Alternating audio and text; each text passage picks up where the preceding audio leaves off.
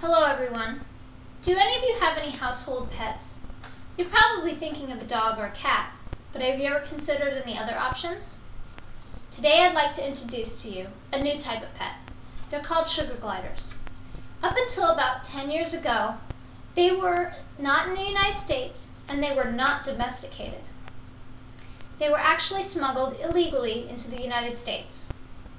They are referred to as exotic pets. Wikipedia.com states that American families have about 1 million domesticated sugar gliders in their homes. A few years ago, I decided I wanted to get one, so I bought one. A year later, I bought another one. Their names are Hank and Maylee. They recently had a baby whose name is Stinky. They make wonderful pets if you do your research on them.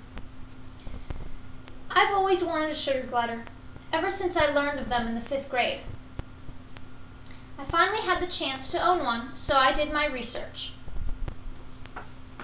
ExoticPet.com provided me with great information of their background.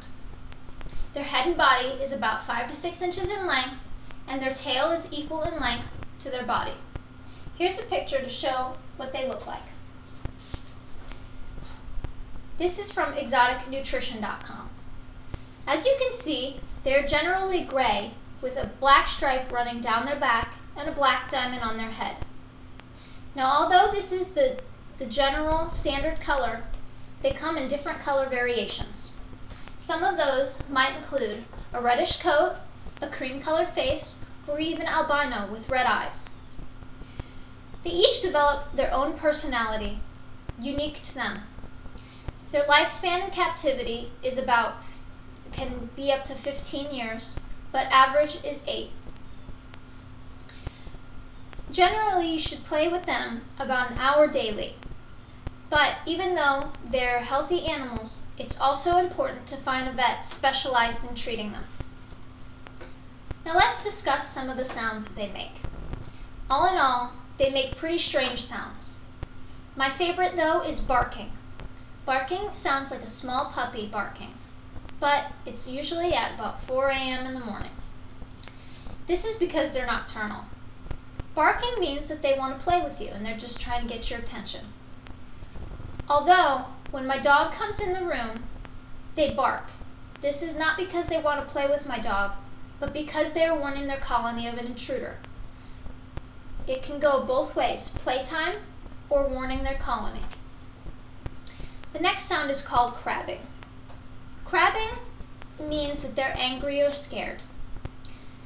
If you're not careful, they will bite. Hissing has various reasons for it. Short hissing sounds means that they are upset or annoyed at something you might be doing. If you woke them up, they might hiss.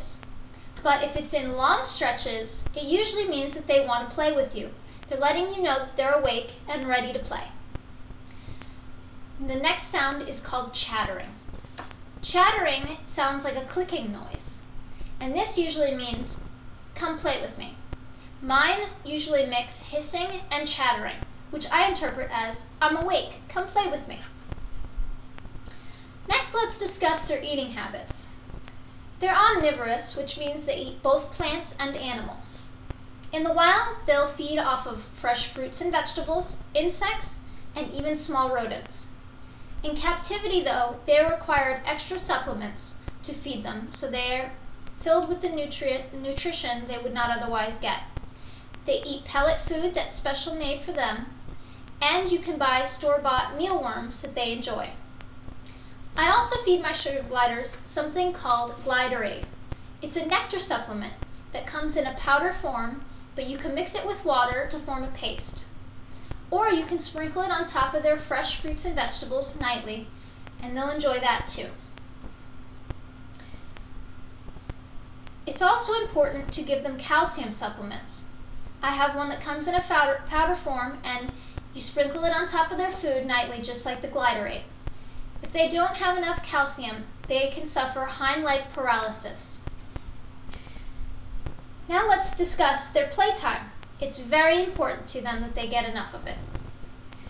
They're nocturnal, and I don't have time for a dog during the day because I'm often gone at school or work. So being that I'm a night person, I enjoy coming home to play with my sugar glider at night. But it's important that you know they need a large cage. Standard cage is 2 feet high, or 2 feet deep, 2 feet wide, and 3 feet high. When they're not in their cage, they enjoy climbing up drapes and jumping off onto the bed.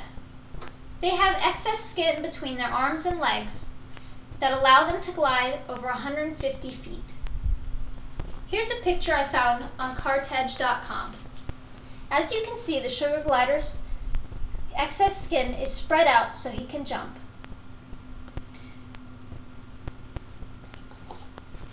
Now when it comes to playtime with toys, they pretty much enjoy any toy. But mine has their favorite. It's their feather teaser. Their feather teaser is just like that of a cat feather teaser. They like to jump around and try to catch it. And they also enjoy a hamster wheel. It provides them with great exercise. As you can see, sugar gliders are very complex and interesting animals. My experience with them has only been an exciting one. They're slowly joining the domesticated pet population. Now I think you'll understand a little bit more about their background, their eating habits, and their playtime. With these curious and playful pets, how could you not enjoy their company? In the last 10 years, their research has been quite limited, but I think in the next 10 years it will shed even more light on what will make them wonderful pets. Thank you.